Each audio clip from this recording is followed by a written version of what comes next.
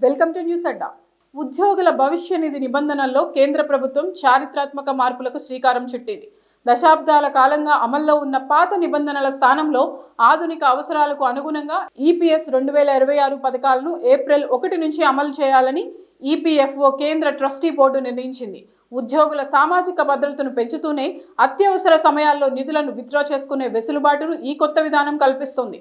కొత్త నిబంధనల ప్రకారం ఉద్యోగి తన పీఎఫ్ ఖాతా నుండి డబ్బు విత్డ్రా చేయాలనుకున్నప్పుడు మొత్తం నిధిలో కనీసం 25% మొత్తాన్ని రిజర్వ్గా ఉంచాలి. అంటే క్లెయిమ్ చేసే సమయానికి ఉద్యోగి యజమాని వాటాలు మరియు వాటిపై వచ్చిన వడ్డీ కలిపి ఎంత మొత్తం ఉందో లెక్కించి అందులో 25% మినహాయించి మిగిలిన 75% మొత్తాన్ని మాత్రమే ఉపసంహరించుకోవడానికి అనుమతిస్తారు.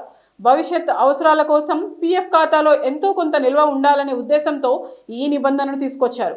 ఉద్యోగుల అవసరాలను బట్టి విత్డ్రా చేసుకునే అవకాశాలను ప్రభుత్వం 3 కేటగిరీలుగా విభజించింది. ఉద్యోగంలో చేరిన ఏడాది తర్వాత అనారోగ్య కారణాల కోసం సంవత్సరానికి 3 సార్లు క్లెయిమ్ చేసుకోవచ్చు. పిల్లల చదువుల కోసం సర్వీసు కాలంలో 10 సార్లు, వివాహాల కోసం 5 సార్లు విత్డ్రా చేసుకునే అవకాశం కల్పించారు. ఇల్లు కొనాలన్నా, నిర్మించాలన్నా లేదా హోమ్ లోన్ చెల్లించాలన్నా ఇప్పుడు 5 సార్లు పీఎఫ్ నిధులు వాడుకోవచ్చు. దీనికి కనీసం 12 నెలల సర్వీసు ఉండాలి.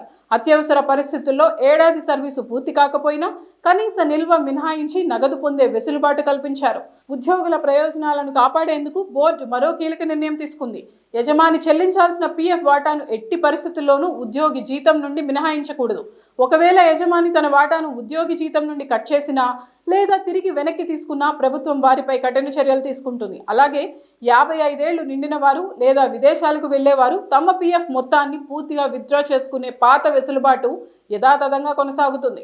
పెన్షన్ లెక్కించే విధానంలో కూడా మార్పులు రానున్నాయి. కొత్త పథకం ప్రకారం దామాషా పద్ధతిలో పెన్షన్ ఖరారు చేయనున్నారు. ఏప్రిల్ 1 నుంచి అమలు కానున్న ఈ కొత్త గెజిట్ ద్వారా పీఎఫ్ ఖాతాదారులకు మరింత పారదర్శకత, భద్రత చేకూరుతుందని ప్రభుత్వం భావిస్తోంది.